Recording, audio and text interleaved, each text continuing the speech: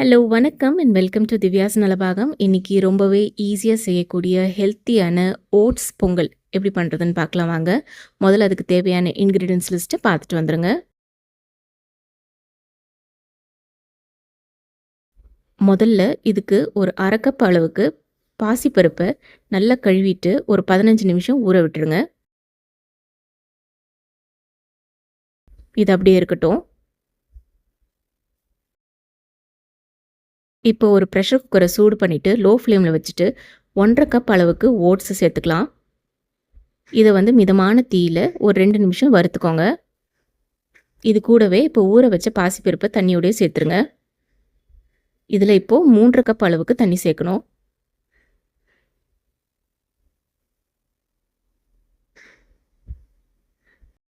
இதில் ஒரு 1/4 டீஸ்பூன் மஞ்சத்தூள், தேவையான அளவு உப்பு, 1 டீஸ்பூன் அளவுக்கு நெய் சேர்த்துட்டு இதை நல்லா மிக்ஸ் பண்ணி விட்டுக்கோங்க. இப்போ இது ஒரு 4லேருந்து 5 விசில் விடுங்க. விசில் வந்ததும் அடுப்பை ஆஃப் பண்ணிவிடுங்க. ப்ரெஷர் தானாக அடங்கட்டும்.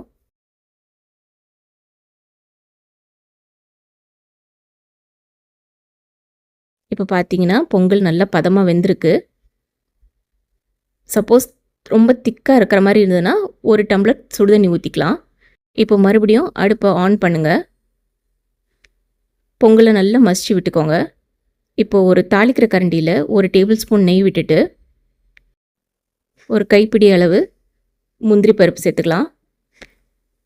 இது லைட்டாக ரோஸ்ட் ஆன பிறகு ஒரு துண்டு இஞ்சியை பொடியை கட் பண்ணி சேர்த்துக்கலாம்.